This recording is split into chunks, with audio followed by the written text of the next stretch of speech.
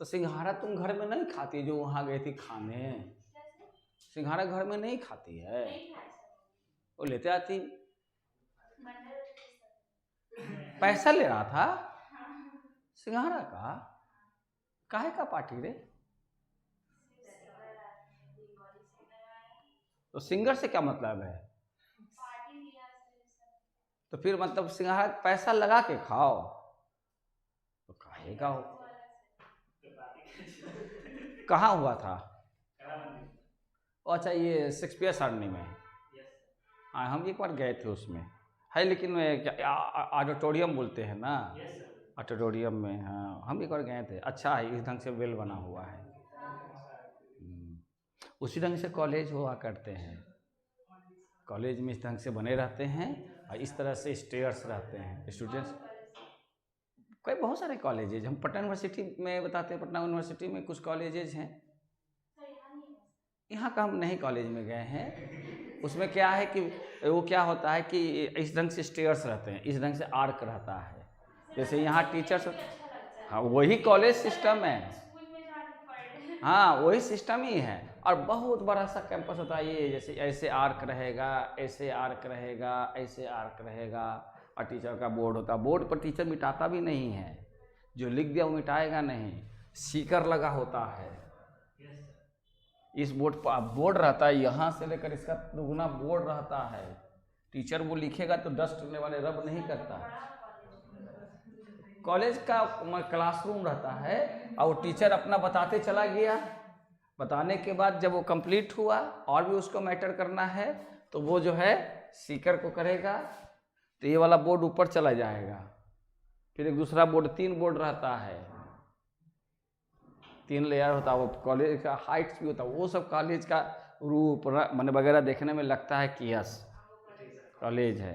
विदेशों में वही उसी सब चीज़ों का इलेक्ट्रॉनिक्स रहते हैं। ये लिखा, लिखने के बाद यहाँ बटन दबाया, जो कैसे इसमें इलेक्ट्रॉनिक है, तो ये अपने आप स्लाइड उठ जाएगा, फिर दूसरा स्लाइड आ जाएगा। माने इस आपके नज़र से ओझल नहीं होगा मैटर लगातार। कि मान लिया कोई व्यक्ति कहीं से रेफरेंस लेना होता है तो बार बार हम लोग को पलट के जाना पड़ता है, ये सब चीज़ें। तो ये सब कॉलेज क्या चीज़ जो है देना चाहिए, जाना चाहिए, लेकिन क्या करोगे, गवर्नमेंट ही जो है नहीं चाहता है कि विद्यार्थी पढ़े। उसका तो बाल बच्चा पढ़ लेता है विदेश जाके, वही से बड़ा बड़ा पोस्ट पर चला जाता है। समान परिवार के बाल बच्चे सब नौकरी बन जाता है, 10-5 हज़ार का, 50,000 70,000 का सैलरी के बारे में सोच ही नहीं सकता। वो 4-5 हज़ार 7 हज़ार में खुश रहता है कि चलो कुछ तो मिल गया। अब वो लोग आपसे ज़्यादा चतुर नहीं होता, आपसे ज़्यादा ब्रिलियंट नहीं होता, लेकिन चूंकि उन लोग का रसूख होता है, पहुँच होती है। 2-4% ऐसे लोग होते हैं जो भाग्य के धनी होते हैं, जो उस मुकाम पर पहुँच जाते हैं अपनी लेबर अपनी मेहनत से। नहीं तो 96% 95% लोग तमाम कैलिबर होने के बावजूद भी वो नहीं पहुँचते, है ना। क्योंकि छोटे से लाइफ में क्या होता है कि पहले तो घरेलू प्रॉब्लम हो जाता है, थोड़ा सा पढ़ लिख कर अभी थोड़ा सा भी अब तैयार भी हुए नहीं कि पारिवारिक दबाव आ जाता है।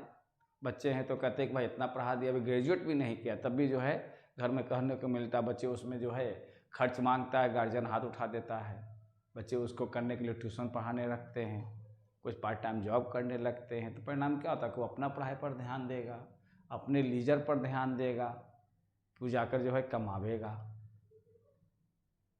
इस सबसे परिणाम क्या होता है कि जहाँ आपको पहुँचना चाहिए आप वहाँ नहीं पहुँच पाते। फिर भी मन उदास करने की जरूरत नहीं है। क्यों नफीस, किसी को बोला तो तुम समझना। और मूड ऑफ किए हुए हैं, ले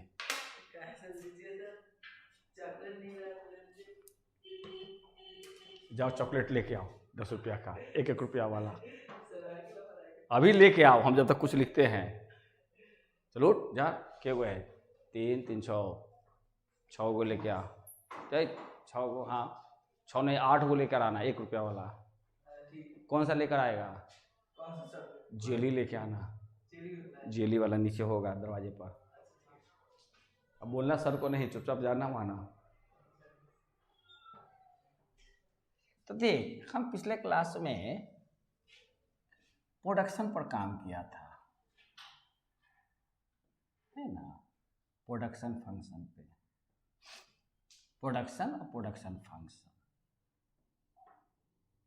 इसमें शॉर्ट रन प्रोडक्शन फंक्शन पर काम किया था, समझी रे लड़की। तो उसमें 3 स्टेजेस की चर्चा किए थे, है समझी हुई बातें? एक बार फिर से उसको रिकॉल करा दें। अच्छा, तो उसमें देखोगे कि शॉर्ट रन प्रोडक्शन फंक्शन में, शॉर्ट रन प्रोडक्शन फंक्शन में आपका जो है टोटल प्रोडक्शन कर्व को बनाए थे ये पहले इंक्रीजिंग रेट से, आज इस पर भी प्रश्न था, पहले इंक्रीजिंग रेट से, फिर डिक्रीजिंग रेट से, फिर टॉप पर गया, फिर गिरने लगा, है ना। तो जहाँ से ये घूम जाता है वहाँ पर पॉइंट ऑफ क्या बनता है, इन्फ्लेक्शन। जहाँ से ये इंक्रीजिंग रेट से डिक्रीजिंग रेट में हो जाता है वहाँ पर क्या बनाता है, point of inflection. Point of inflection जैसे ये बिंदु है, तो इस बिंदु को क्या नाम पर करते हैं, P नहीं लिखते हैं, F लिखते हैं, point of inflection. Point of inflection का मतलब हुआ कि जब मार्जिनल कॉस्ट, इन्फ्लेक्शन का स्पेलिंग मैं गलत लिख दिया, देख तो रहे क्या है इन्फ्लेक्शन का स्पेलिंग, क्या लिखा था इन्फ्लेक्शन का स्पेलिंग, ये इन्फ्लेक्शन का स्पेलिंग क्या लिखा था, बात देख तो उसमें मोबाइल में, रुक रुक सबको दे दे कब गो। अब पिछला सप्ताह में जो है वो चला था डेयरी मिल्क, अभी नहीं थी,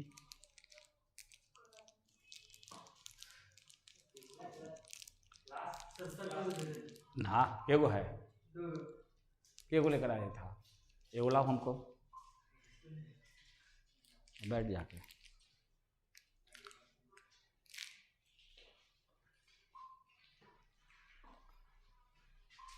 हाँ, इन्फ्लेक्शन का स्पेलिंग देख, क्यों रे मक्खी, हाँ देखना ना इन्फ्लेक्शन का स्पेलिंग क्या है, सर XION होगा, XION होगा।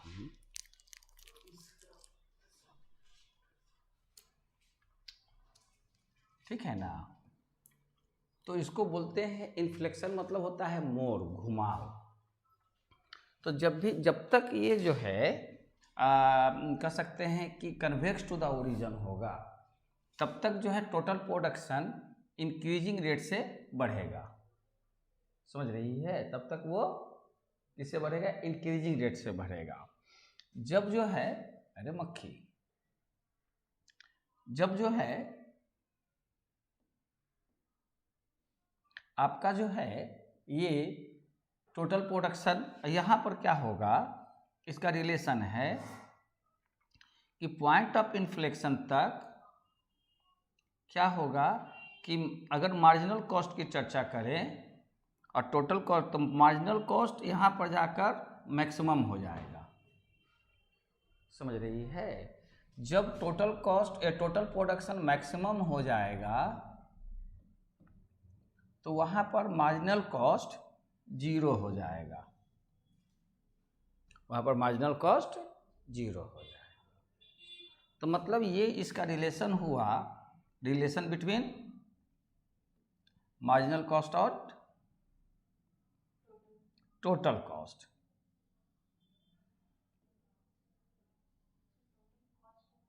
टोटल प्रोडक्शन रे, इसको एक ही साथ बना दे, हाँ total production and marginal production.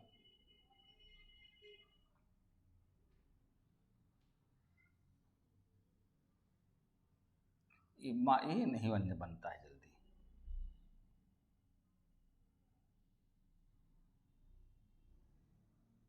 ये तो ये मैक्सिमम हो जाएगा, बस में आ रही है।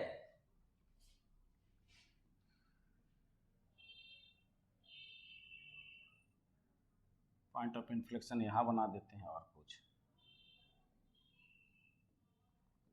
तो कहने का मतलब ये हुआ कि ये जो पॉइंट है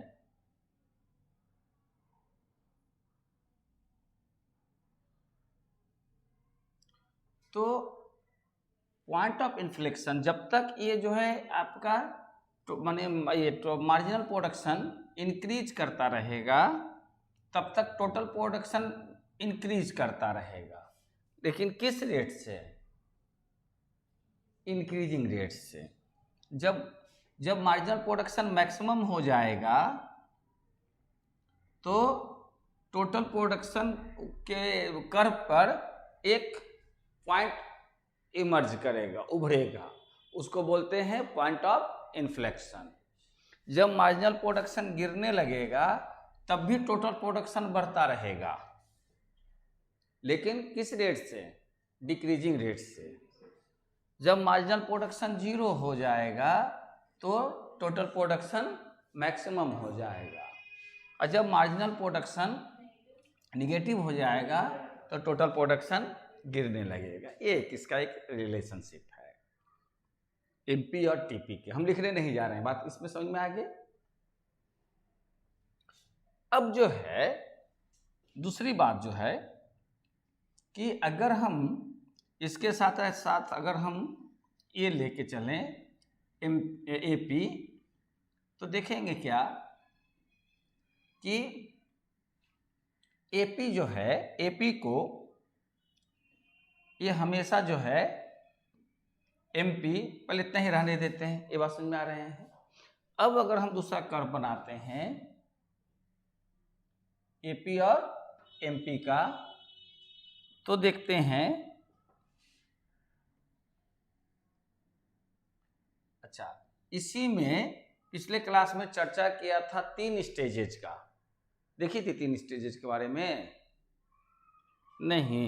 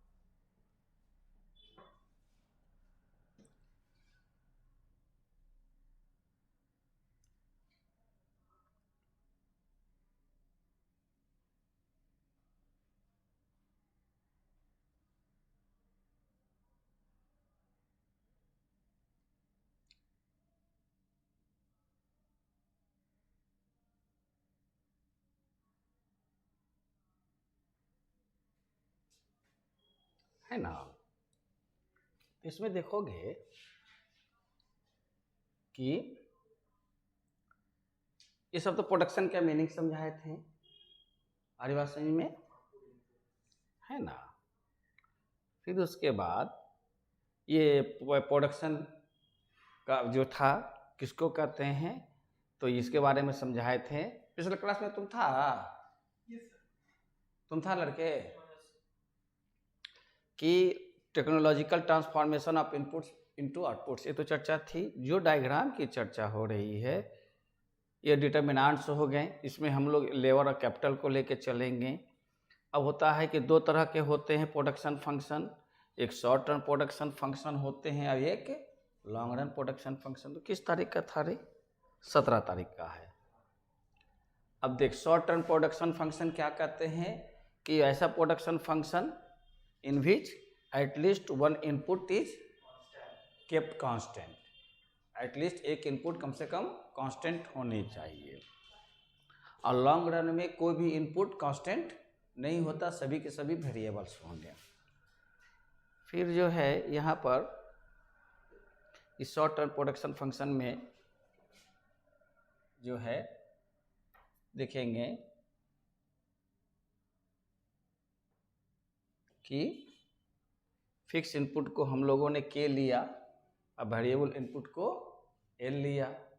अच्छा, अब जो है इसमें शॉर्ट टर्म प्रोडक्शन फंक्शन में आपका जो लॉ अप्लीकेबल होता है उसको बोलते हैं लॉ ऑफ वेरिएबल प्रोपोर्शन या लॉ ऑफ रिटर्न्स। क्लियर? उसमें क्या होता है, लॉ ऑफ रिटर्न्स क्या कहता है कि यदि किसी वेरिएबल इनपुट को फिक्स्ड इनपुट के साथ मिक्स करके प्रोडक्शन प्रोसेस में लगाया जाए तो लगातार जब हम वेरिएबल इनपुट्स को बने इंक्रीज करते हैं with respect to fixed input तो उसकी प्रोपोर्शन क्या होती है, बदलते चली जाती है। उस बदलाव से टोटल प्रोडक्शन पर क्या इम्पैक्ट पड़ता है, तो वह इम्पैक्ट ये पड़ता है कि पहले टोटल प्रोडक्शन जो है टोटल आउटपुट इंक्रीज करेगा इंक्रीजिंग रेट से जब तक कि वो कर्व रहेगा कन्वेक्स टू द ओरिजिन। फिर उसके बाद क्या करेगा, then increases at decreasing rate, है ना, डिक्रीजिंग रेट से फिर वो इंक्रीज करेगा। देखो यहाँ डिक्रीजिंग रेट है। आज वही एक प्रश्न आया था कि सेकंड स्टेज में, है ना, जब अगर प्रोडक्शन प्रोसेस है तो उस समय कौन सा रिटर्न्स मिलता है, diminishing returns, decreasing returns, negative returns, falling returns. एक था क्वेश्चन, आश्रया जो क्वेश्चन भेजी थी, तुम लोग देखते क्या है ना ग्रुप मेरे, हर एक था ना, उसमें देखते रहना चाहिए। यद्यपि हम उसका उन आंसर में हम ही थोड़ा सा ये रहें, डाउटफुल रहें, तो चूंकि डिक्रीजिंग रिटर्न्स तो होता नहीं है, डिमिनिशिंग रिटर्न्स होता है। इंक्रीजिंग रेट और डिक्रीजिंग रेट होता है, लेकिन रिटर्न्स डिमिनिशिंग रिटर्न्स होता है। इसी को एक नाम और मैंने कहते हैं लॉ वेरिएबल प्रोपोर्शन, दूसरा नाम है शॉर्ट टर्म प्रोडक्शन फंक्शन, तीसरा नाम है लॉ ऑफ रिटर्न्स और चौथा नाम है law of diminishing marginal return या marginal production. Law of diminishing marginal production यह भी जो है शॉर्ट टर्म प्रोडक्शन फंक्शन का एक नाम है, माने एक लॉ है। सब लॉ एक ही चीज कहता है कि more and more units of a variable input, more and more units of A variable input are mixed with fixed input for a production process in the long run, marginal average production and marginal production eventually falls। इतना ही कह के निकल जाता है। इसी बात को दूसरे ढंग से कह सकते हैं, the more and more units of a more and more units of a variable inputs are employed in a production process with a mixture of fixed input. At first, total production rises as increasing rate. After that, it increases at decreasing rate, and then it reaches its maximum. And total production reaches its maximum, and finally, it begins to fall. This is the law of variable proportion या law of returns to an input। किसी law किसका returns, एक input के returns है ना, law of returns to an input और to a variable input, वो long run production function है।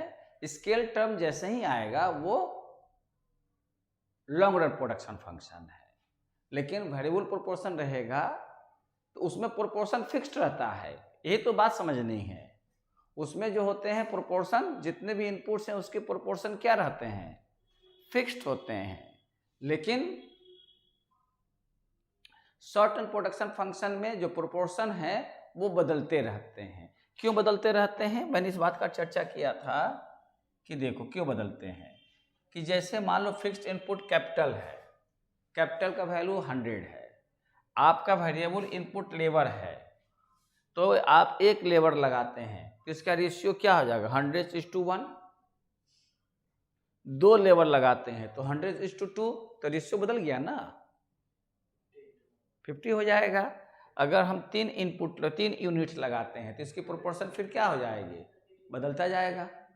तो चूंकि ये इसीलिए उसका लिखा गया है लॉ ऑफ वेरिएबल प्रोपोर्शन।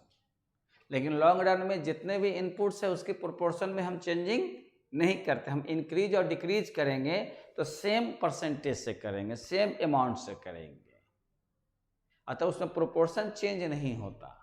लेकिन इसमें प्रोपोर्शन क्या होता है, चेंज होता है।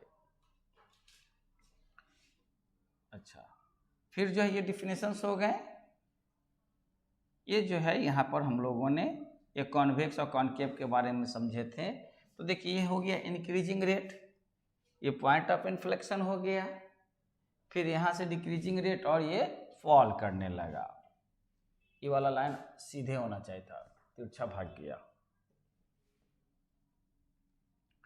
और तब जो है यहाँ पर ये समझाए थे, ये लास्ट है लगता है, तब हम यहाँ समझाए थे कि जब भी हम MTP और MP और AP तीनों लाइन को ड्रॉ करेंगे तो तीनों को एक में भी बना सकते हैं, या इसको एक पैनल में, इसको एक पैनल में बना देते हैं।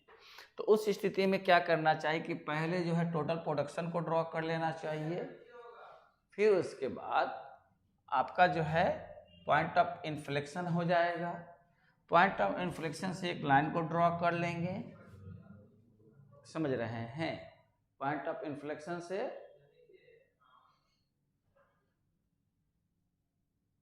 लाइन को ड्रॉ कर लेंगे, और बात समझ में। अब उसके बाद क्या करेंगे कि पहले हम AP को खींचेंगे। तो AP हमेशा याद रखना, पॉइंट ऑफ इन्फ्लेक्शन और मैक्सिमम के बीच में इसका जो है माने टॉप बनाना है ना। इसका टॉप किसका, पॉइंट ऑफ इन्फ्लेक्शन और मैक्सिमम TP के बीच में बनाना। और तब उसके बाद कौन सा ड्रा करोगे, MP ड्रा करोगे। तो MP इस प्रकार ड्रा करोगे कि पॉइंट ऑफ इन्फ्लेक्शन के पास ये मैक्सिमम हो जाए, है ना। और जब इसको फॉल कराओगे तो 2 पॉइंट ध्यान रखना। एक पॉइंट इसका टॉप ध्यान रखना, AP का टॉप ऊपर से उसके माने मैक्सिमम पॉइंट AP से काटता है, और दूसरा पॉइंट इसका ये ध्यान रखना जहां पर ये मैक्सिमम हुआ है ना।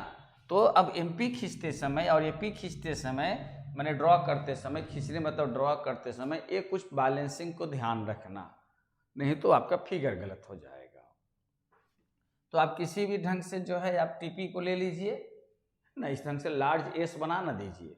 ये लार्ज S है ना, है, देख S के जैसा हो गया।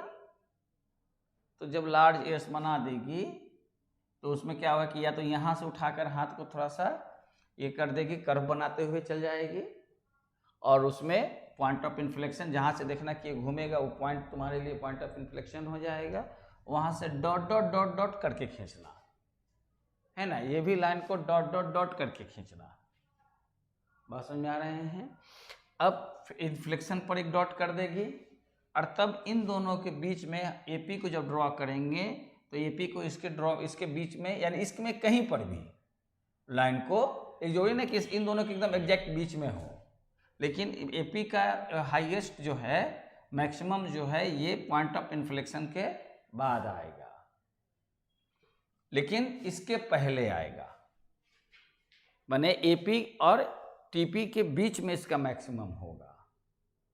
और उसके बाद हम MP ड्रॉ करेंगे। तो MP ड्रॉ करते समय ध्यान रखेंगे कि पॉइंट ऑफ इन्फ्लेक्शन पर उसको मैक्सिमम कर देंगे, ठीक है। और जब वहाँ से डाउन फॉल करेंगे तो ये 2 पॉइंट हमारे लिए कंसिडरेबल होगा, अतः इसको माने काटते हुए, इसको टच करते हुए इससे ये बाहर निकल जाएगा। बात समझ आ रहे हैं। और तब उसके बाद हम लोग कंसीडर करेंगे स्टेजेज का। शॉर्ट टर्म प्रोडक्शन फंक्शन में आपका 3 स्टेजेज होते हैं। तो पहला स्टेजेज का रेंज कहाँ से कहाँ तक है, ओरिजिन से MP मैक्सिमम तक, पॉइंट ऑफ इन्फ्लेक्शन तक नहीं। कहाँ पर होगा, ओरिजिन से AP मैक्सिमम, वो हो गया द रेंज ऑफ या रीजन ऑफ फर्स्ट स्टेज या area of first stage. Second stage क्या होगा, AP मैक्सिमम से TP मैक्सिमम तक, या AP मैक्सिमम से MP0 तक।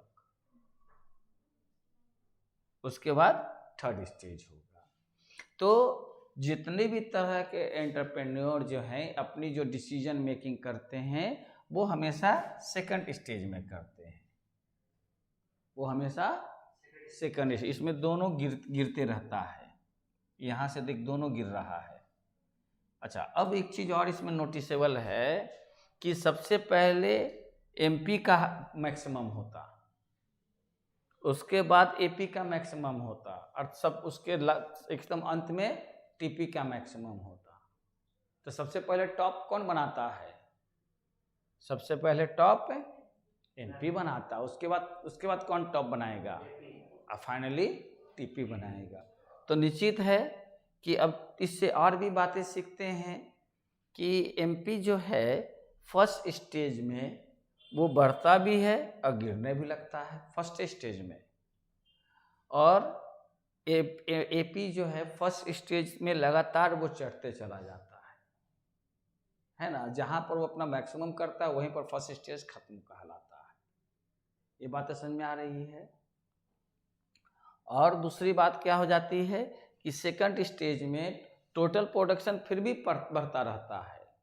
अच्छा, फर्स्ट स्टेज में टोटल प्रोडक्शन दोनों रेट से बढ़ता है, एक पूरा कंप्लीट जो है इंक्रीजिंग रेट से तो बढ़ता ही बढ़ता है, और कुछ पोर्शन जो है वो डिक्रीजिंग रेट से भी बढ़ते रहता है। सेकंड स्टेज में दोनों फॉल करता है एपी और एमपी, लेकिन उस स्थिति में भी टोटल प्रोडक्शन बढ़ते रहता है। इन सब बातों को ध्यान रखने की चीज़ है। अच्छा, इसके अलावा अगर हम अब एमपी और टीपी में रिलेशन देख लिए कि एमपी और टीपी में रिलेशन है कि MP rises, TP also rises at increasing rate.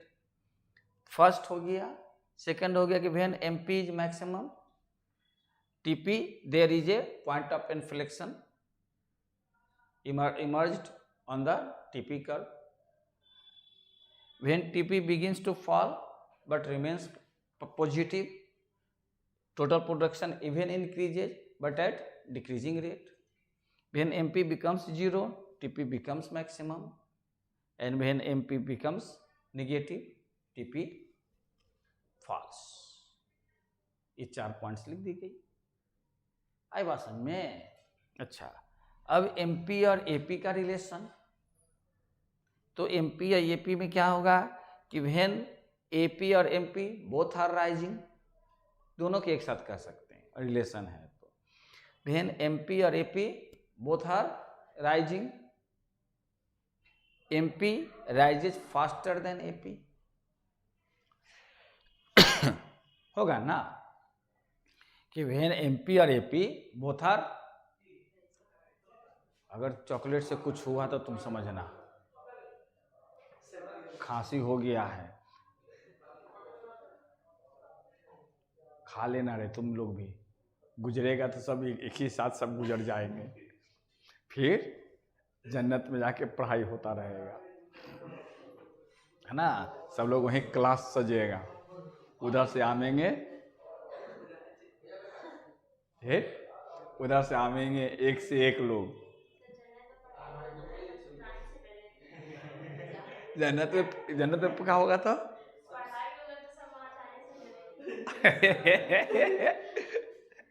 तो जहन्नुम भी ठीक है, दोजख ही ठीक है ना, वो भी ठीक नहीं है।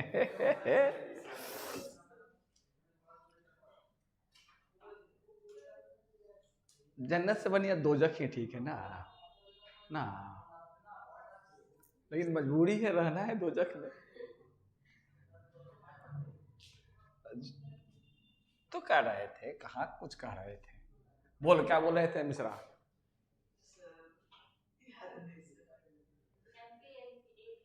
हाँ, अब होता है कि व्हेन एपी, हम बात करते करते इधर उधर काहे चले जाते हैं।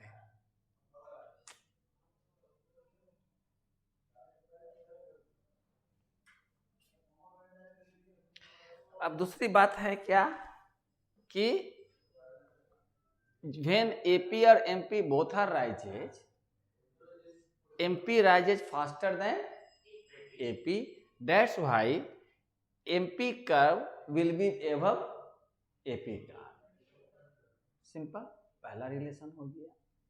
सेकंड क्या कहता है कि when AP is maximum, AP is equal to MP, है ना। और थर्ड क्या कहता है कि व्हेन AP और MP both are falling, MP falls faster than AP, that's why MP curve will be below AP curve। Negative positive कहाँ है, कर्व का पोजीशन कहाँ पर किसका होगा, दोनों गिर रहा है तो यहां तक तो पॉजिटिव है रे लड़की। नहीं, थ्रू आउट डिस्कशन नेगेटिव नहीं होता, थ्रू आउट डिस्कशन कर सकते हैं, लेकिन कभी नहीं कैसे होगा, वो तो जाएगा। अच्छा, तो ये तो बातें हो गई रिलेशनशिप बिटवीन AP और MP और TP, relationship between AP and MP, खत्म हो गई ये चैप्टर। इसमें इतनी ही बातें समझनी थी कि what do you mean by shorten production function, है ना। आए तब और कार्य, अब उसमें कहानी किस्सा तो है, किताब उताब पढ़ेगी तब ना। कि लाइब्रेरी से भी कहा नहीं इशू कराई, तो किसी से भिखमंगी कर लेती। पागल है वे।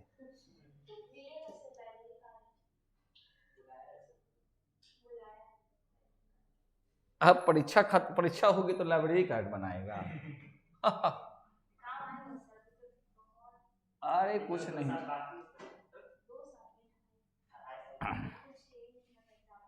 तो देखो, तो अब हम वो बनाने नहीं जा रहे हैं लड़कियां, रुक न रे। तो उसमें जो है, इसमें वो तीनों बातें आ गई, इसलिए ना किताब तो तुम्हारे पास वो होगा ना 12th वाली किताब रे, उससे तुम सिस्टमाइज करके देख लेना, उसी से आइडिया बना लेना। उसको पढ़ लेना, ज्यादा जब मैंने उसमें बात तो समझ में आ ही जाएगी। अच्छा, अब जो है आपका जो है लॉन्ग रन प्रोडक्शन फंक्शन पर एक चर्चा करते हैं। लॉन्ग रन प्रोडक्शन फंक्शन, उसमें कुछ समझा देते हैं। अब परीक्षा में आएगा कि नहीं आएगा वो तो बात की चीज है। लॉन्ग रन क्या मिश्रा, अरे शादी ब्याह कर ले।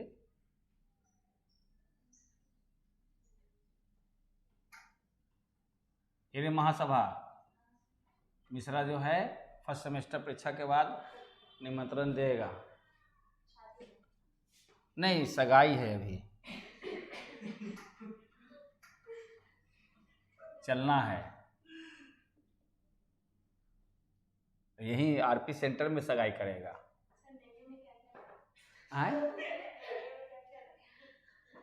मिश्रा है तो ओके, कोई बात नहीं, हम लोग नॉनवेज मंगा के खाएंगे, पैसा यही देगा। तो है, बहुत सारे ऐसे लोग होते हैं, स्पेशल के ऐसे की तैसे नहीं, उसको देना ही पड़ेगा, देना ही है।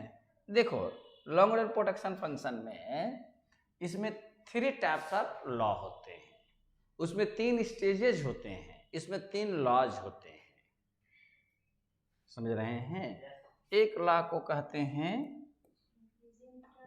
हाँ उसको बोलते हैं, अच्छा इसको बोलते हैं, इसमें जो ये होते हैं लॉन्ग रन प्रोडक्शन फंक्शन में लॉ,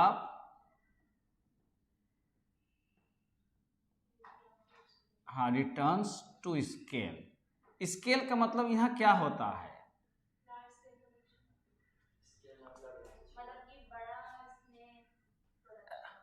हाँ एक होता है लॉ ऑफ रिटर्न्स, उसको हिंदी में बोलते हैं, बताया था। लॉ ऑफ रिटर्न्स को क्या हिंदी में बोलते हैं, अगर हिंदी में अगर किताब पढ़ो इकोनॉमिक्स का, प्रतिफल के नियम, law of returns to scale, इसको क्या बोलेंगे, स्केल मतलब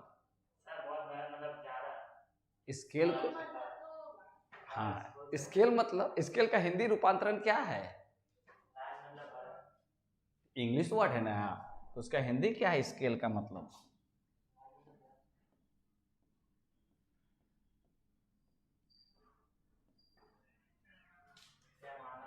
कि स्केल से किसी चीज को क्या करते हैं, मापते ना है, मापने वाला इंस्ट्रूमेंट है ना स्केल। तो कहते ना कि उसका पैमाना ले लो, यानी उसको नाप लो। शब्द यूज होता है कभी, पैमाना शब्द सुनी है? पैमाना शब्द नहीं सुनी है? नमूना तो उसका होता है, हंसता क्या है? नमूना को तो स्पेसिमेन कहते हैं या सैंपल कहते हैं, सैंपल को नमूना कहते हैं।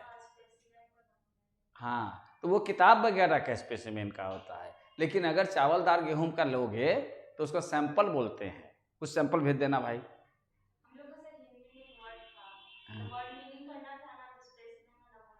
हाँ, तो उसको नमूना को ये बोलते हैं स्पेसिमेन।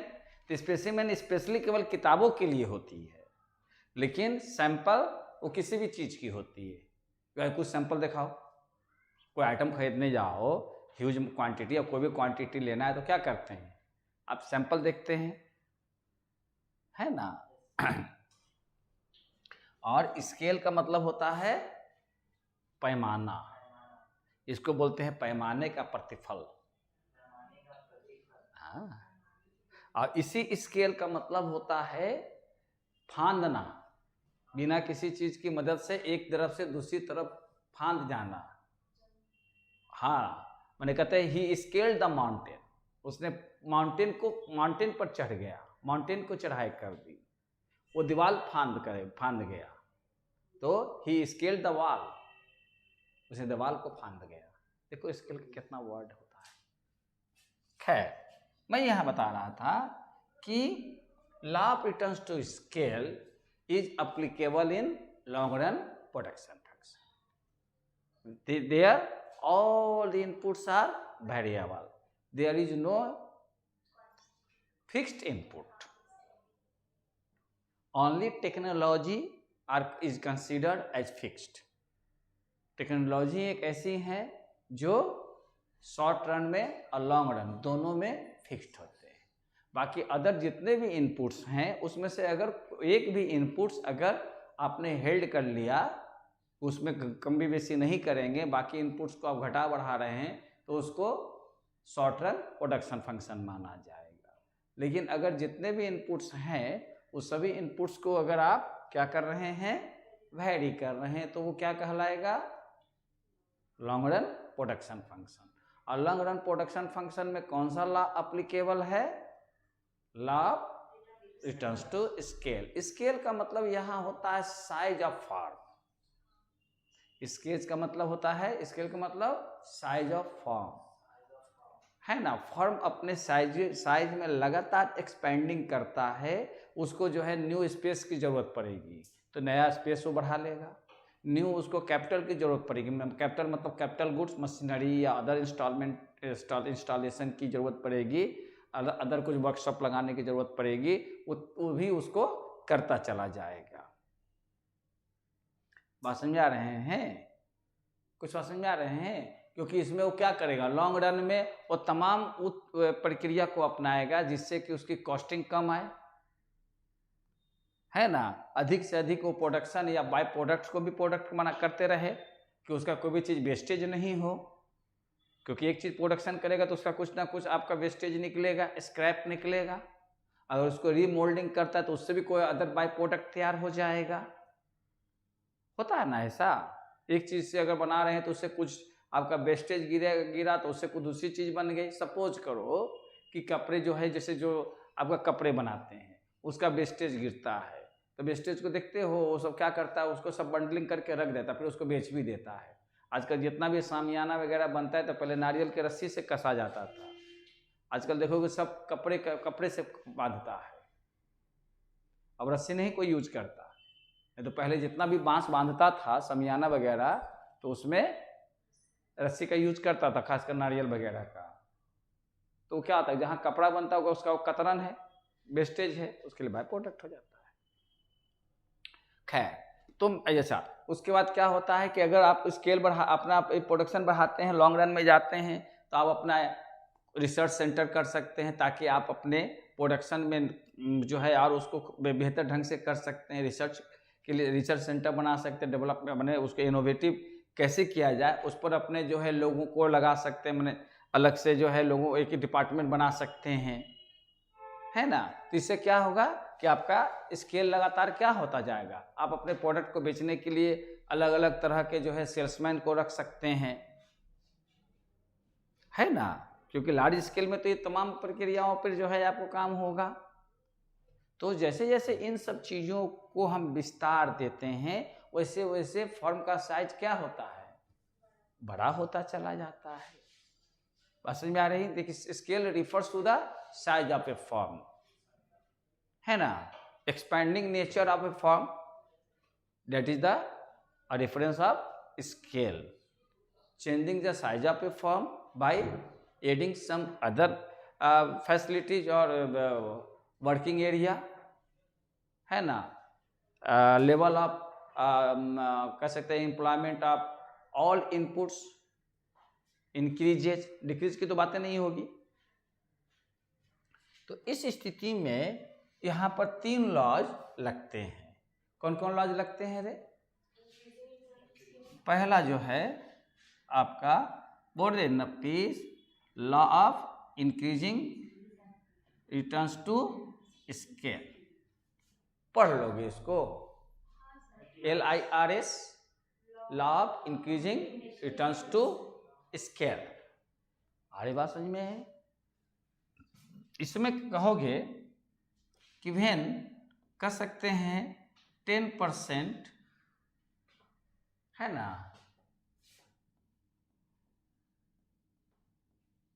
माने एक सर्टेन परसेंट की जगह पर हम 10% लिख सकते हैं, है ना। 10% increases the all inputs when all inputs are increased by 10 constant.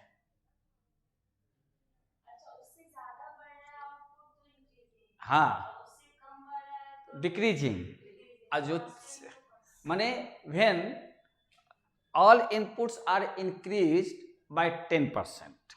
Suppose total output is increased by more than 10%.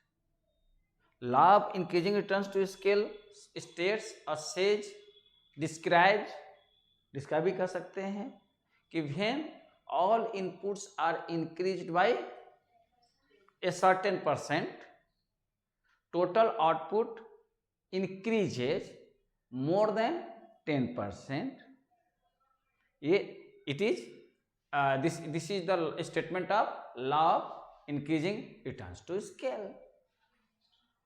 Simple हो जाएगा कि कहेंगे when all inputs are increased by a certain percent, total output increases more than certain percent, then this statement is referred to law of increasing returns to scale.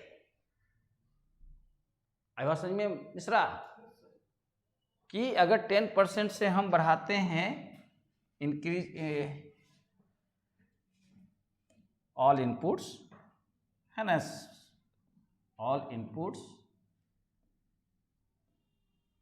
Total inputs, total output, हाँ, increases by more than 10%, है ना। पहला ये हो गया। Second, law of constant returns to scale.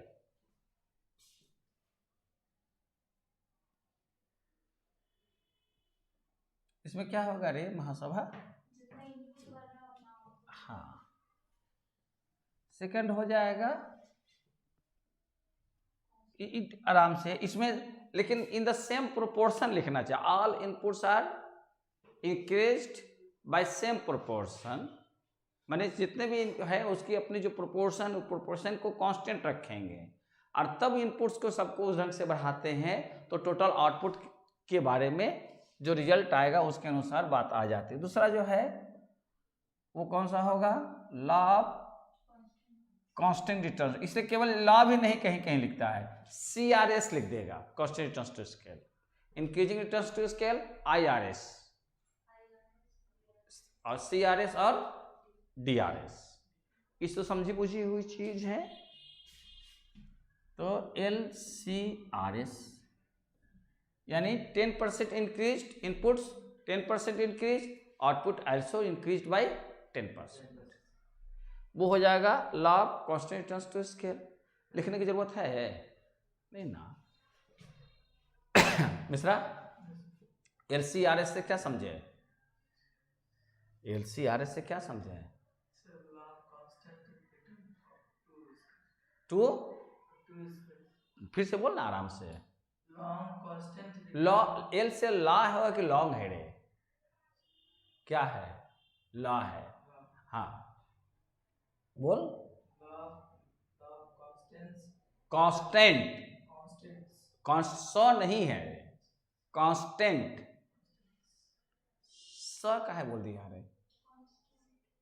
दुल्हन मारेगा बड़ी मार, कहेगा रोटी जहां लगा देना, है ना, पराठास, सा का है बोलेगा।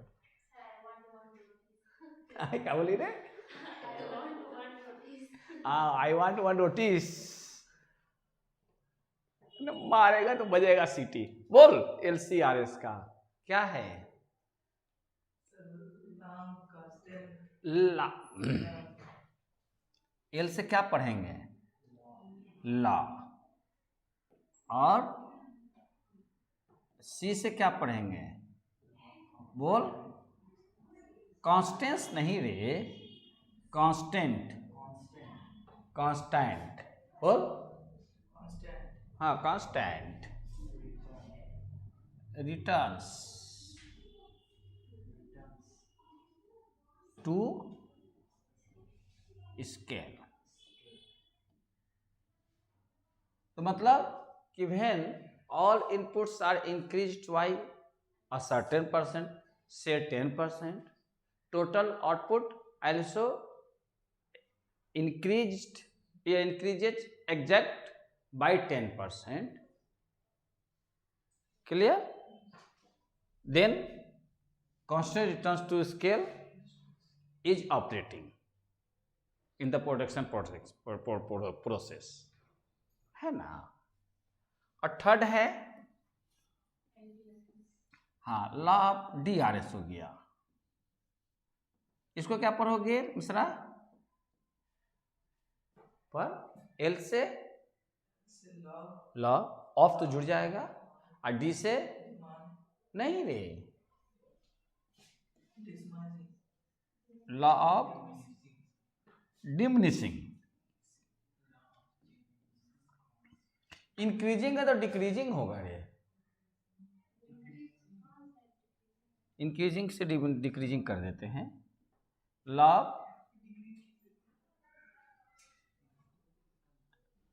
डिक्रीजिंग रिटर्न्स टू स्केल, पढ़ने रे,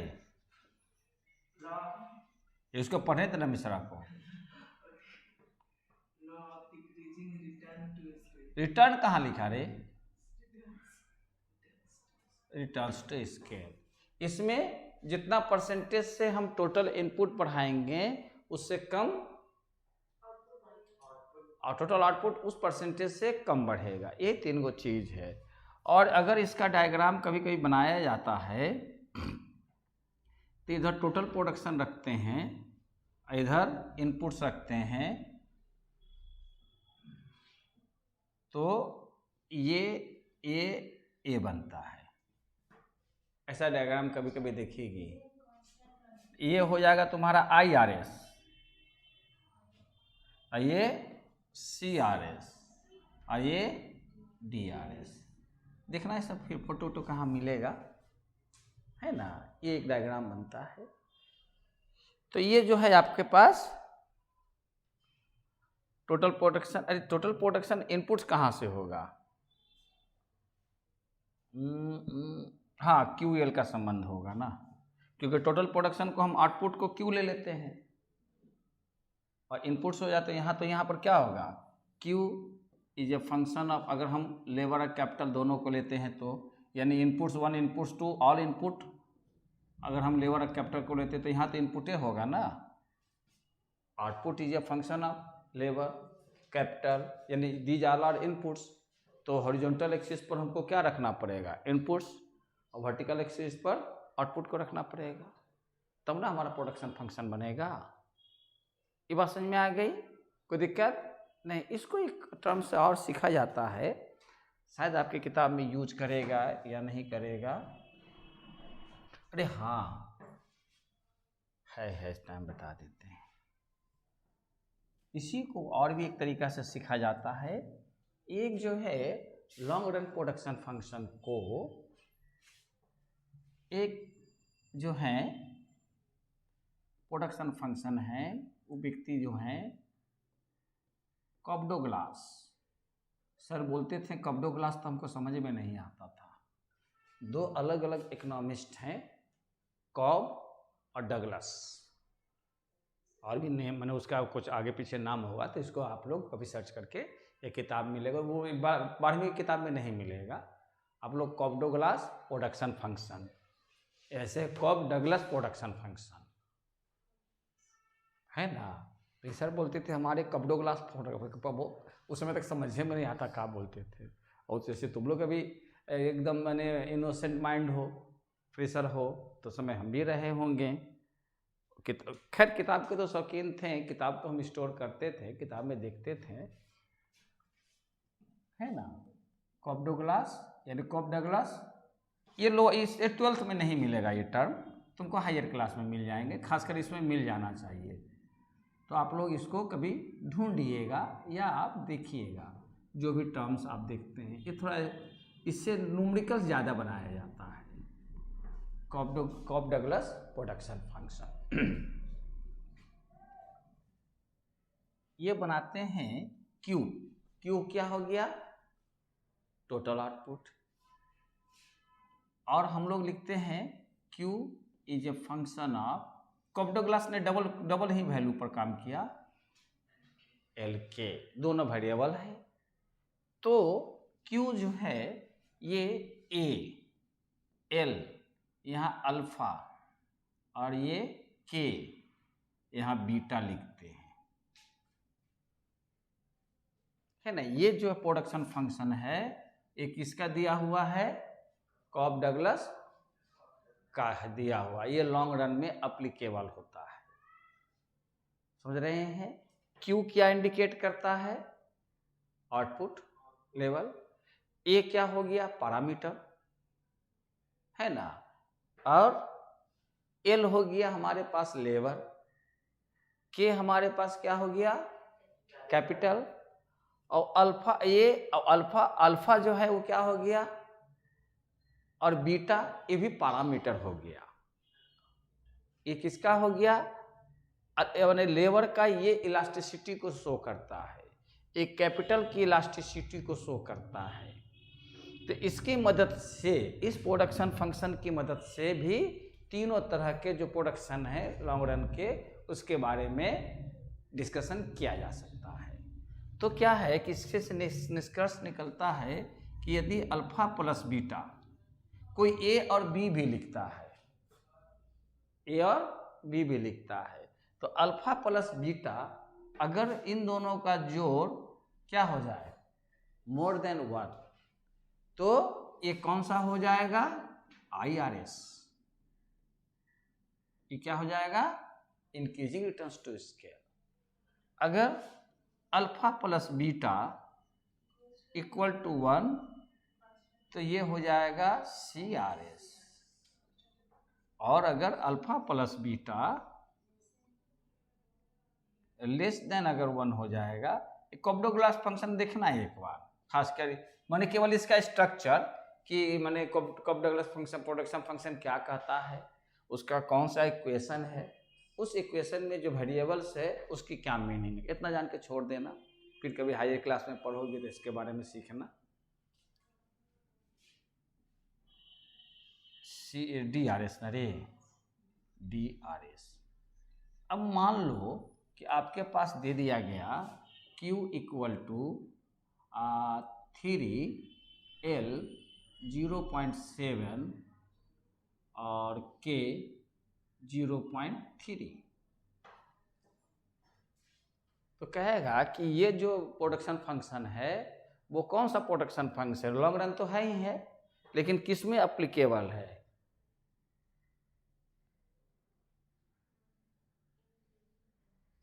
नहीं रे, 0.7 और 0.3 का जोड़ कितना होगा?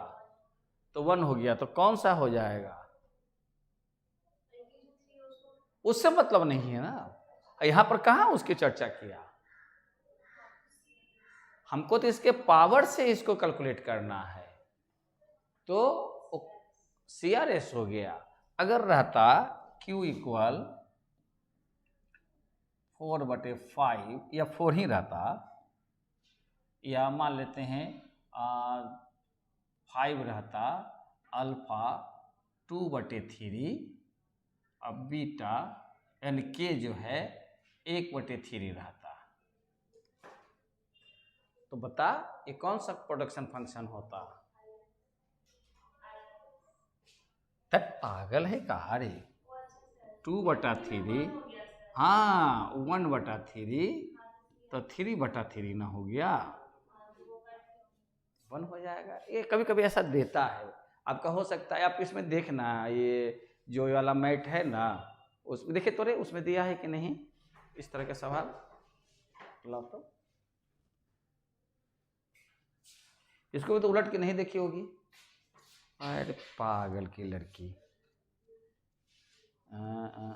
बैठ जा। इसमें कहाँ पर है प्रोडक्शन रे? प्रोडक्शन तो देख ही रहा है इसमें।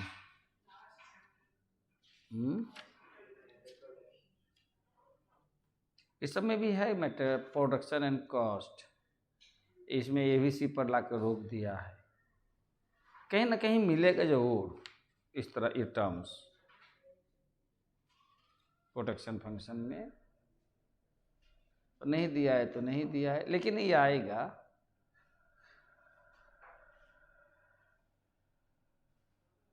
ना इसमें तो नजर नहीं आया। ले, तो एक तो ये तुम्हारा हो गया।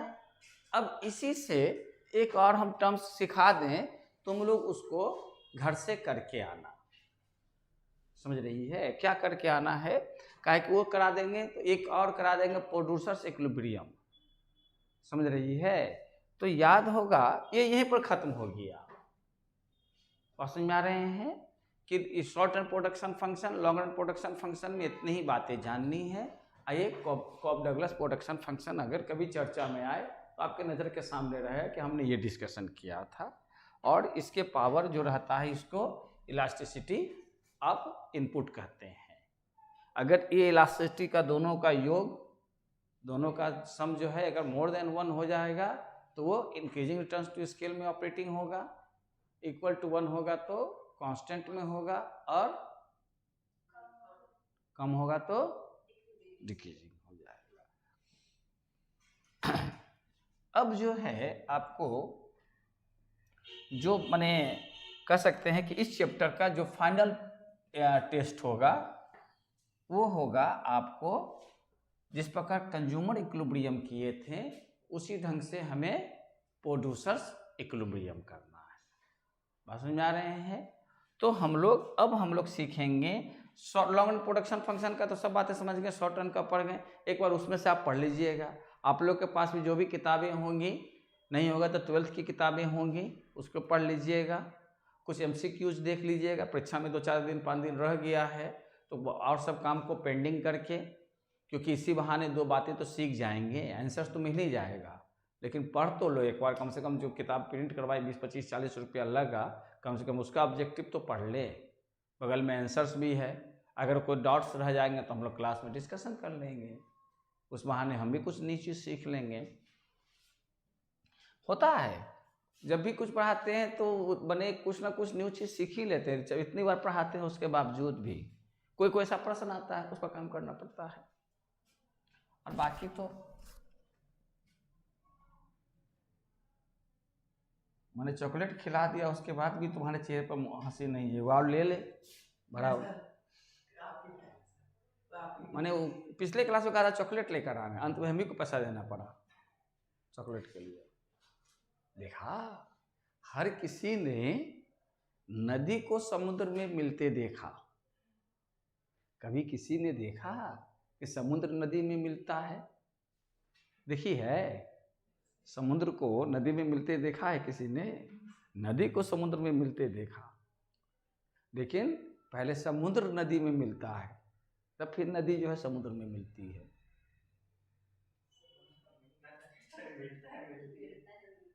हैं? कहा ठीक है रे, उस डर गए बेचारे कि फिर अब स्त्रीलिंग पुल्लिंग पढ़ाने चले जाएंगे। वो एकदम समझ गई वही बातें। वो जानते हैं कि वो छेड़ दिया, वो जो है ना वो स्त्रीलिंग पुल्लिंग पढ़ाई के छोड़ेंगे। वो समझ गई आदत ना। तो नदी मिलता है बोलेंगे, और सागर तो पुल्लिंग है, सागर स्त्रीलिंग कैसे है?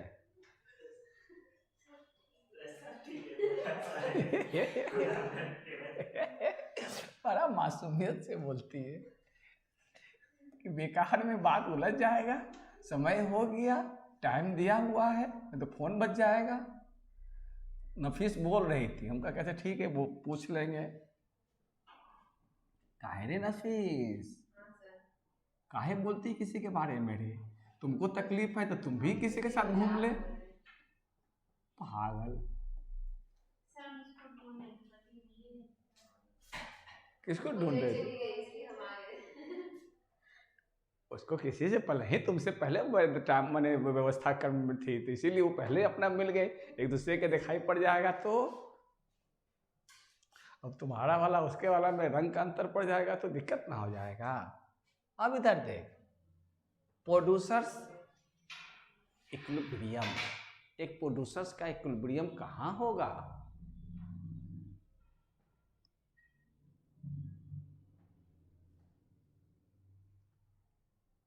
एक प्रोड्यूसर्स का इक्विलिब्रियम कहाँ होगा? उसके दो मेथड्स हैं। एक पढ़ोगे उसमें लीस्ट कॉस्ट कॉम्बिनेशन, वो तुमको 12th वाले में नहीं मिलेगी। एक होता है मैक्सिमम ऑप्टिमम आउटपुट मेथड, और दूसरा है लीस्ट कॉस्ट कॉम्बिनेशन मेथड। समझ रहे हैं? तो अगर तुम लोग थोड़ा सा भी तैयारी कर लोगे तो अगले क्लास में हम समझते हैं कि ये पूरा कंप्लीट करा देंगे। नेक्स्ट वीक में पूरा कंप्लीट हो जाएगा, तुम लोग के पास फ्रीडम रह जाएगा, क्योंकि उसके बाद तो परीक्षाएं हो जाएगी, है ना। इस बीच में जितने भी मैटर्स हैं, कम से कम इकोनॉमिक्स वाले चैप्टर्स, वो एक बार टोटल उसका MCQs देख लेना। देख, प्रोड्यूसर्स इक्विलिब्रियम के लिए आपको दो टर्म्स पर ध्यान देना होगा। एक कंसेप्ट है आइसोक्वांट, कंसेप्ट है आइसोक्वांट का, और दूसरा जो है वो है आइसोकॉस्ट। आइसोकॉस्ट, आइसोक्वांट और आइसोकॉस्ट, समझ रहे हैं? ये दोनों आपको करना है। देख, आइसोक्वांट का is just like producers indifference curve. जो इंडिफरेंस कर्व पढ़ी वही यहाँ पर भी पढ़ने की चीज है। उसमें पढ़े थे ना इंडिफरेंस कर्व, और उसी को ही प्रोड्यूसर्स के जब चैप्टर में आ जाएंगे तो चूंकि वहाँ पर कंज्यूमर है, अतः कंजम्पशन करता है, यूटिलिटी सेटिस्फैक्शन करता है, यूटिलिटी ही करता है ना। इंडिफरेंस कर्व क्या शो करता है? सेटिस्फैक्शन लेवल, है ना। और यहाँ पर क्या करता है? ये प्रोड्यूसर्स का प्रोडक्शन लेवल को करता है, ठीक है। क्वांट का मतलब हो गया क्वांटिटी, आइसो का मतलब हो गया, बताया था, आइसो का मतलब क्या? देख, आइसो का मतलब इक्वी भी कहते हैं। इक्वी मतलब इक्विलिब्रियम, तो इक्वी मतलब बराबर, आइसो मतलब भी बराबर होता है, समझ रहे हैं। अच्छा, इसको भी कह सकते हैं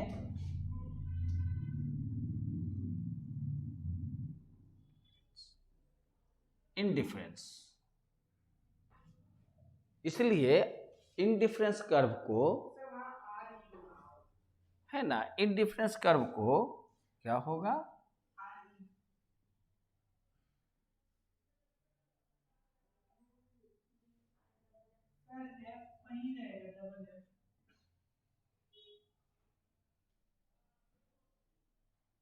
यही रहेगा। उसके बाद सर आर ई लगेगा फिर एम सी। ये ना इंडिफरेंस। तो इंडिफरेंस कर्व को हम आइसो यूटिलिटी कर्व भी कहते हैं। एक नंबर माने ये भी क्वेश्चन पूछता है, ये भी खानदानी क्वेश्चन है। इंडिफरेंस कर्व को आइसो यूटिलिटी कर्व भी कहते हैं या इक्वी यूटिलिटी कर्व भी कहते हैं। उसी ढंग से आइसोक्वेंट कर्व को हम इक्वी क्वेंट कर्व भी कहते हैं, लेकिन फाइनली माने मेनली आइसोक्वेंट कर्व की चर्चा होती है। आज दूसरा है आइसो कॉस्ट कर्व। उसमें हम लोग पढ़े थे बजट लाइन। तो वो बजट लाइन किसका था, कंज्यूमर का। आइसो कॉस्ट कर्व किसका होगा, प्रोड्यूसर्स के बजट लाइन को आइसो कॉस्ट कर्व कहते हैं, और प्रोड्यूसर्स के इंडिफरेंस कर्व को आइसो क्वेंट कर्व कहते हैं। आ रही बात समझ में, कोई दिक्कत नहीं। अब इसमें प्रोड्यूसर्स इक्विलिब्रियम इन दोनों की मदद से होता है, इन दोनों की मदद से होता है। तो वो कहां पर होगा, आप एक बार उसको पढ़ना, मैं आपको समझा दूं। यहाँ वो 12th में नहीं मिलेगा, कहीं से भी पढ़ लेना। ठीक वही 4 प्रॉपर्टीज होंगे, वही डिफिनेशन होगा इंडिफरेंस का। इंडिफरेंस कर्व पढ़ते हैं तो हम लोग क्या करते हैं कि 2 कमोडिटी लेते हैं। इंडिफरेंस कर्व में हम लोग 2 कमोडिटी लेते हैं, good x and good by, है ना, goods x and good by लेते हैं। तो अगर हम प्रोडक्शन कर्व में हैं, अगर हम प्रोडक्शन कर्व में हैं, तो अब हमारा प्रोडक्शन कर्व में है, प्रोडक्शन सेक्शन में है, प्रोडक्शन सेक्शन में है। तो प्रोडक्शन जो है, अगर हम, अच्छा, ये जो कॉस्ट, ये जो क्वांट कर्व है, ये हमेशा 2 इनपुट मॉडल कहेंगे। जैसे आइसो ये इंडिफरेंस कर्व 2 कमोडिटी मॉडल है। मार्जिनल यूटिलिटी कंसेप्ट वो सिंगल कमोडिटी मॉडल है।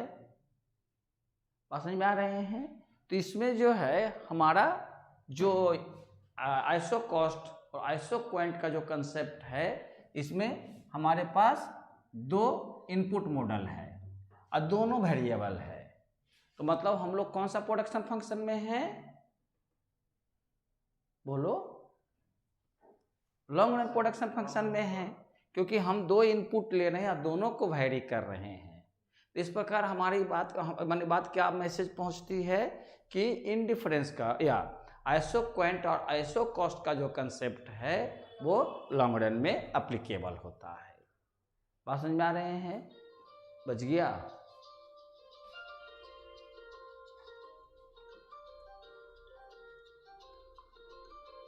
हाँ हेलो,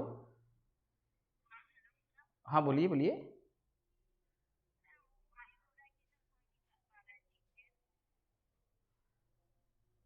अरे तो अगल बगल कहीं ट्रांसफर वाला नहीं, मतलब नहीं हो रहा, मतलब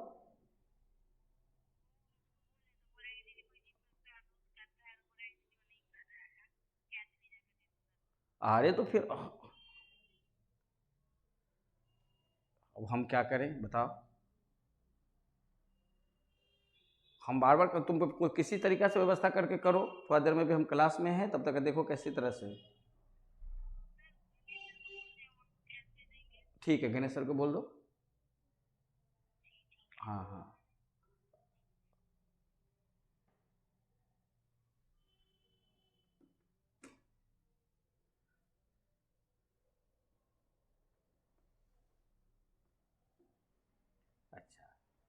तो मैं बता रहा था कि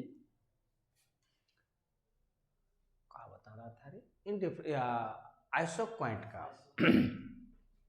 तो चूंकि ये 2 इनपुट मॉडल है, तो 2 इनपुट मॉडल में हम एक तरफ लेबर रखते हैं और दूसरी तरफ कैपिटल रखते हैं।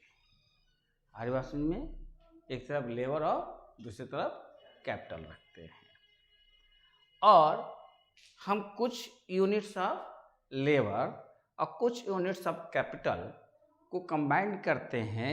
तो कोई एक माने कोई एक लेवल को पा सकते हैं। मान लेते हैं कि हमें 40 kg आउटपुट लेना है, 40 kg आउटपुट लेना है, क्लियर। तो या तो हम जो है 8 यूनिट अगर हम लेबर लेते हैं, है ना, और 6 यूनिट कैपिटल लेते हैं, तो हमें कितना मिल रहा है, 40 kg। अगर हम लेबर की संख्या को घटाते हैं तो या बढ़ाते हैं, मान लेते हैं कि हमको 10 लेबर लगाते हैं, तो कुछ कैपिटल घटाना पड़ेगा। मान लेते हैं कि कैपिटल 1 यूनिट से हम घटा दिया। अगर हम लेबर की संख्या और बढ़ाते हैं, 13 करते हैं, तो कैपिटल मान लेते हैं कि हमको 2 यूनिट होगा। तो ये कोई भी कम्बिनेशन हम लेबर और कैपिटल का लगाते हैं, उससे हमें एक सर्टेन आउटपुट लेवल मिलता है। तो इन तीनों पॉइंट्स को अगर हम प्लॉटिंग करते हैं, मान लो कि 10 है 6 है, तो मान लेते हैं कि ये 10 है, और अगर ऐसे करते हैं 2 4 6 8 10, और ये मान लेते हैं कि 1 2 3 4 5 6।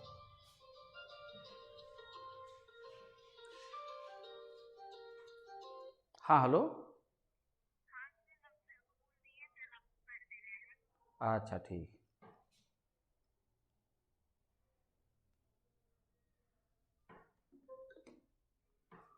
अच्छा,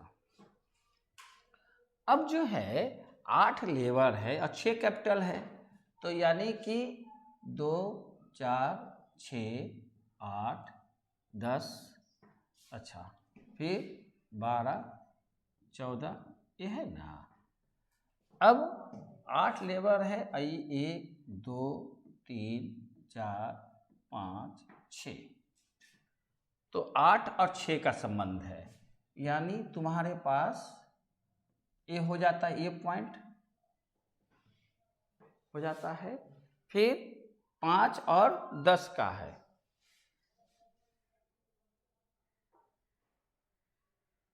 5 और 10 का है, तो ये 5 है हमारा, ये 10 है हमारा, ये हो गया।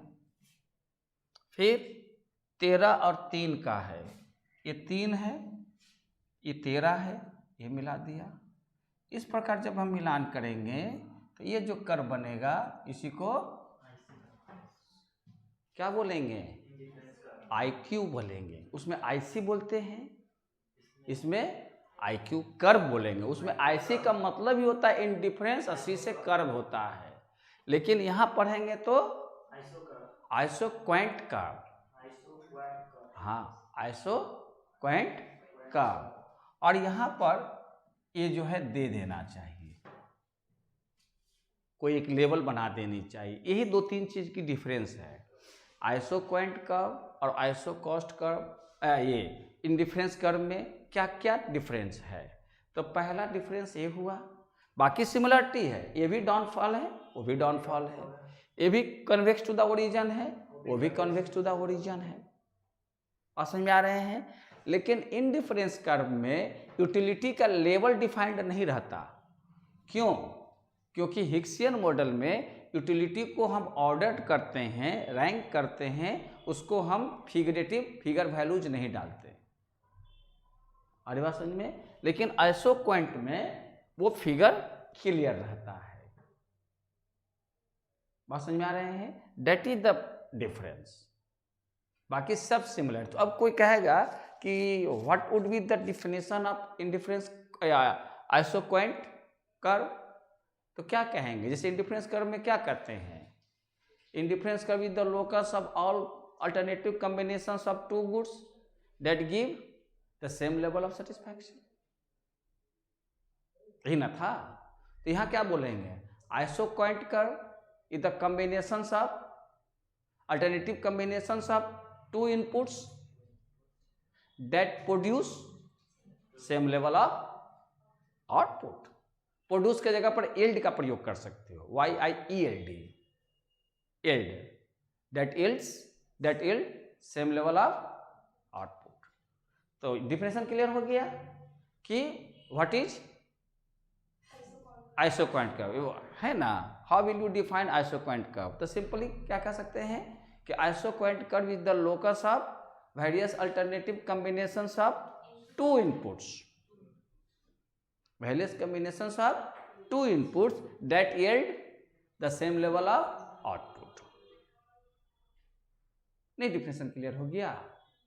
कोई दिक्कत नहीं? एक बार लिखिएगा घरे बैठे बैठे, ऐसे जुड़े हुए जो है क्वेश्चंस को उसमें देखिएगा, एक बार लिख जरूर लीजिएगा। अब ये हम लिखने नहीं जा रहे हैं, और इसकी भी जो है आपकी वही चीजें होंगी जो उसमें बातें थी प्रॉपर्टीज में। पहली प्रॉपर्टीज क्या थी इंडिफरेंस कर्व की? अगर हम इसकी प्रॉपर्टीज की बात करें, प्रॉपर्टीज में है तो पहली प्रॉपर्टीज क्या है? कन्वेक्स टू द ओरिजिन, इधर L कर देंगे, इधर Q कर देंगे, सॉरी O कर देंगे, इधर K कर देंगे, और यहाँ IQ कर देंगे, है ना? और यहाँ कुछ माने वैल्यूज डाल देंगे, 100, 10, 20, कुछ भी। अच्छा, सेकंड जो है ये डाउनवर्ड स्लोपिंग है, कन्वेक्स टू द ओरिजिन है। बात समझ में आ रहे हैं? दूसरी चीजें हैं, दो हो गया properties, two isoquant never cut each other, एक हाँ हो गया, टू और more isoquant never cut each other. अच्छा, तीसरी जो चीज दिखेंगे इसमें, higher indifference, higher isoquant curve, higher level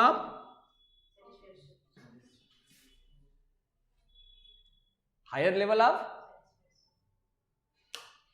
ये खूंटा से बंधे हुए हैं, एकदम लगाते हैं। अरे पगली, हम लोग प्रोडक्शन ना पढ़ रहे थे।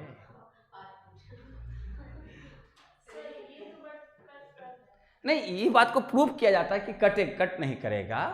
यूटिलिटी में यही चीज ना सिखाए थे, उसमें कट करके दिखाया गया, और फिर ट्रांजिटिविटी की मेथड से बताया गया कि उस पॉइंट पर दोनों की अलग अलग हो जाएगी।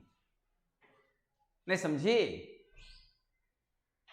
अरे उसमें क्या समझाए थे कि देखो, अगर हम उसी की चर्चा करते हैं इंडिफरेंस कर्व की, तो ये था,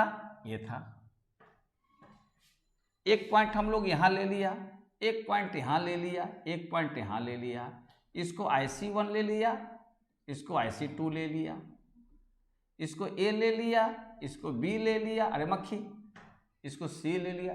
जहां बैठता वहां दाग कर देता है ना, कहीं इधर उधर बैठ गया तो बड़ी समस्या हो जाएगा।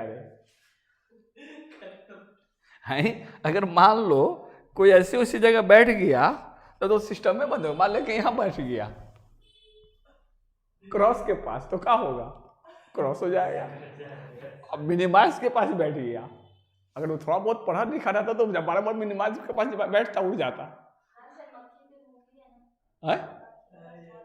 हाँ, फिल्म में, हकीकत में नहीं।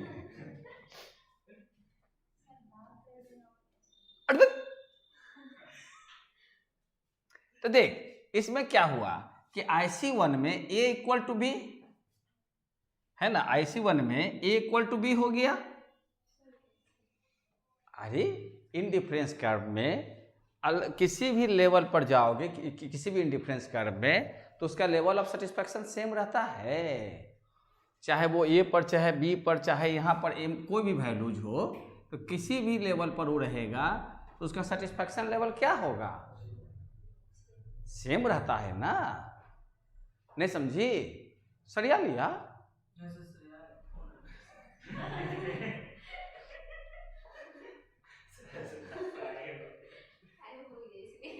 टाइम हो गया? सर टाइम नहीं, का कोई इंतजार कर रहा है का? कोई इंतजार। चेहरा वड़ा साफ रखा करो, ऐसे भी अब समय शादी वाला खत्म हो गया। और इधर देख, ए और बी है ना, किसी भी डिफरेंस का पे किसी भी पॉइंट पर रहेंगे तो लेवल ऑफ सेटिस्फैक्शन क्या होता है? सेम रहता है। IC1 पर ये हो गया, IC2 पर अगर देखते हैं तो A इक्वल टू क्या हो जाएगा? C। इट मीन्स क्या होना चाहिए? लेकिन दोनों अलग अलग कर्व पर है और दोनों पर जो है वैल्यूज अलग अलग है, अतः ये दोनों कभी भी बराबर नहीं हो सकता। इस आधार पर कहा जाता है कि टू इंडिफरेंस कर्व और two IQ curve never cut each other, क्योंकि यहां पर तो दोनों बराबर होगा, लेकिन यहां पर तो ये IQ जो है 50 के बराबर है और यहां पर IQ जो है 100 के बराबर है। तो यहां से यहां जाएगा तो 100 है, यहां से यहां जाएगा तो 50 है, तो दोनों पर तो अलग अलग हो गया ना। तो इस आधार पर कहा जाएगा कि two isoquant curve never cut each other. अच्छा, उसके बाद फिर क्या होगा कि higher IQ, higher level of output satisfaction नहीं, हायर आउटपुट या higher isoquant, higher level of output. So simple. आगे ना सेम वही बात है, इसलिए कहा था ना कि इसको मैंने लास्ट, क्योंकि हमारे दिमाग में था कि बाकी सब चीज़ें तो चलते चला जाएगा, इसलिए उधर सब डिटेल्स पढ़ाते गए कि यहाँ आने के बाद वो बात समझाने में आसानी हो गई। तो उसमें 4 प्रॉपर्टीज हैं। अच्छा, उसमें भी जो है इंडिफरेंस मैप है, a collection of a family of indifference curves is the indifference map. उसे उसी तरह से क्या होगा? IQ मैप, आइसोक्वेंट मैप, इसमें भी क्या होगा? A collection of isoquant curve. होने दे, होने दे, अरे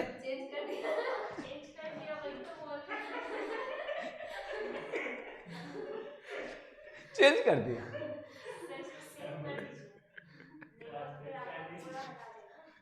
एक बड़ी समस्या है तो मक्खी, हाँ, एक मक्खी जो है बड़ी डिस्टर्ब कर देगा। आदमी कुछ लिख के इधर बातचीत कर रहा है और उधर बचा मक्खी अपने काम कर गई, फिर बोलना नहीं करेगा जब कर गया। मक्खी स्त्रीलिंग है। हाँ, तो ये जो बातें हो गई। अच्छा, इसमें भी ठीक वही 3 शेप होगा। कौन कौन सा? L शेप, स्ट्रेट लाइन और convex to the origin. L shape कब होगा? जब दोनों, कौन दोनों? माने लेबर और कैपिटल कंप्लीमेंट होगा। क्या कि कंप्लीमेंट गुड्स होता है तो L शेप होता है, एक क्वेश्चन आया था शायद। और परफेक्टली सब्स्टिट्यूट होगा तो स्ट्रेट लाइन होगा, और इम्परफेक्टली सब्स्टिट्यूट होगा तो नॉर्मल जो कर्व लिए रहता है वो शेप होगा। नॉर्मल स्वरूप तो सब में रहेगा, लेकिन वो कर्व में रहेगा, कन्वेक्स टू द ओरिजिन हो जाएगा। इसमें भी होता है नेवर टच आइदर साइड्स। तो एग्जैक्ट जो चीजें उसमें है वही चीजें इसमें भी है। उसी तरीका से आप लोग जो है बजट लाइन को एक बार देख लीजिएगा। तो इसमें भी बजट लाइन को अगर देखेंगे 9 सभा, तो बजट लाइन में भी फार्मूला वही हो जाएगा। ये यहाँ से यहाँ तक कर देंगे स्ट्रेट लाइन, है ना। तो इसमें क्या हो जाएगा? लेबर, और ये क्या हो जाएगा? कैपिटल। तो मान लेते हैं आइसोकॉस्ट। आइसोकॉस्ट का मतलब बने जैसे उसमें इनकम गिवन था, इसमें क्या क्या गिवन रहेगा? उसमें कौन कौन सा चीज गिवन था? पढ़ो बजट लाइन में।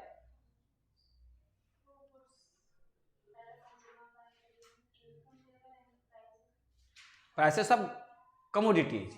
इसमें तो क्या क्या दिया रहेगा? उसमें कंज्यूमर का इनकम, तो इसमें प्रोड्यूसर्स का इनकम नहीं, प्रोड्यूसर्स का कॉस्ट, एक्सपेंडिचर। वो खर्च करेगा ना रे लड़की, प्रोडक्शन करते समय क्या करेगा? खर्च करेगा। देखिए एक चीज से उसको अगर उसी चीज को तुम लिख लेना, केवल देखा देखी, इंडिफरेंस कर्व जैसे लिखे ना, आइसोकॉइंट को एकदम उसी तरह से बात को लिख देना, लिख कर तुम अगले क्लास में दिखलाना तुम सब लोग भी, तो कम से कम एक मैंने कंसेप्ट क्लियर हो जाएगा, तो हम उससे आगे पढ़ा देंगे। तो उसमें क्या होगा कि with given producers expenditure and prices of inputs, उसमें प्राइसेस ऑफ गुड्स है, कमोडिटी है, तो यहां पर आपका लेबर का प्राइस दिया रहेगा ना कि कितना उसको वेज रेट है, यहां क्या दिया रहेगा, कैपिटल का प्राइस दिया रहेगा। तो with given producers expenditure level and prices of both inputs, iso cost line is the locus of all alternative combinations of two inputs which a producer can hire at a given expenditure and prices of both goods, both inputs. Clear? ISO cost line is just like the producer's budget line, यानी वो उतने कोई भी alternative combinations को लेगा, इसलिए उसका भी लाइन क्या होगी, स्ट्रेट होगी, उसकी भी लाइन क्या होगी, स्ट्रेट होगी। तो इक्विलिब्रियम कहां पर होगा, जहां पर आइसो कॉस्ट लाइन के टेंजेंट होगा, वहीं पर किसका इक्विलिब्रियम होगा, प्रोड्यूसर्स का इक्विलिब्रियम होगा। एकदम एग्जैक्ट हो है ना वही बातें। तो सभी लोग प्रोड्यूसर्स इक्विलिब्रियम को डिस्कशन में आइसोकॉइंट पर उसका चारों प्रॉपर्टीज लिख कर लाएंगे, वही थोड़ी एक एक लाइन। अब आइसो कॉस्ट को भी लिख कर लाएंगे। तो इसमें लास्ट स्टेप में मैंने अगला क्लास में हम पूरा का पूरा इसको एकदम फिनिशिंग लाइन दे देंगे। तो आइसो कॉस्ट में भी उसी ढंग से जैसे बजट लाइन को हम आगे बढ़ाए थे पीछे बढ़ाए थे, है ना, तो इतना ही केवल करना ना यहां तक लाकर, इसके बाद हम करा देंगे। ठीक है, कंज्यूमर इक्विलिब्रियम में हम लोग यहीं तक ना आए थे। अब बाद में फिर क्या किए थे कि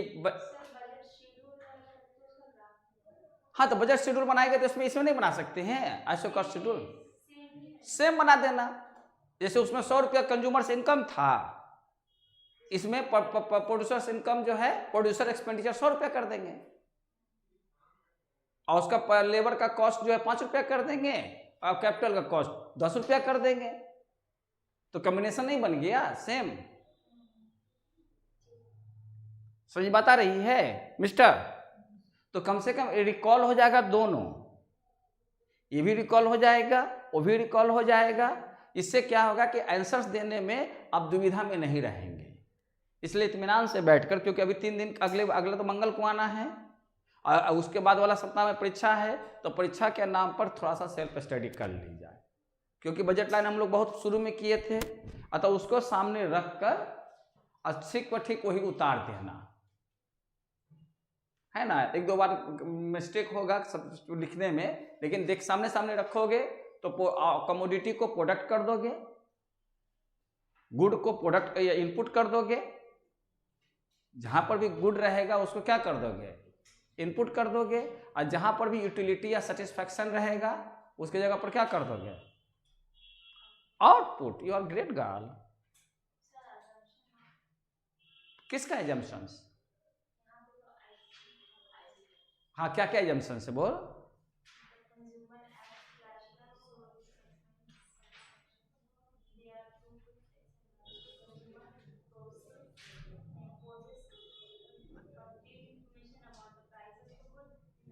वो सबकी जरूरत नहीं पड़ेगी इसके डिस्कशन में, एजम्पशंस मत लिखना ना, केवल टाइप्स, इसका जो प्रॉपर्टीज लिख दे, डिफिनेशन लिख देना आइसोकॉइंट का डिफिनेशन लिखकर उसका डायग्राम बना दो, इसका चारों प्रॉपर्टीज को लिख लेना, फिर आइसो कॉस्ट का लिख लोगे, उसका शेड्यूल बना लोगे, और उससे स्ट्रेट लाइन बना लोगे, बस। एक दोनों को टेंजेंट करा दोगे। इसी टेंजेंट पर हम इसी टेंजेंट से अगला क्लास में आगे प्रोसीड करेंगे। आ रही बात समझ में? कोई दिक्कत नहीं? क्लियर हो गया कंसेप्ट? है ना आसान। अगर मान लेते हैं कि कंजम्पशन सेक्शन जो बढ़िया से पढ़ लिया, production section same to same है, उसमें डिमांड तो इसमें सप्लाई, उसकी वो इलास्टिसिटी तो इसकी स्टेम से इलास्टिसिटी, सब सेम टू सेम है। उसमें इंडिफरेंस कर्व, इसमें आइसोक्वांट कर्व, उसमें बजट लाइन, इसमें आइसो कॉस्ट कर्व, उसमें भी दोनों का टेंजेंट से इक्विलिब्रियम होगा, यहाँ भी दोनों आइसो कॉस्ट कर्व है ना। It is also known as producers budget line, लिखकर एक जगह पर लिखकर खत्म कर देना, लेकिन लगातार यूज करोगे क्या, आइसो कॉस्ट कर्व। बस समझा रहे हैं, क्लियर। तो इतना जरूर लिखना, थोड़ा थोड़ा लिखोगे रिहर्सल हो जाएगा, देख देख के लिखोगे तो इतना अपने से कर लेना। तो अगले क्लास में इसका फाइनल टच दे देंगे, और फिर अगला क्लास में का 2 क्लास फिर बैठेंगे तो हा ही होगा, पार्टी सार्टी चलेगा। तुम काला चेहरा बना लिया यार, घर पर जाके बोल मत देना कि सर हमको चॉकलेट खिलाते हैं।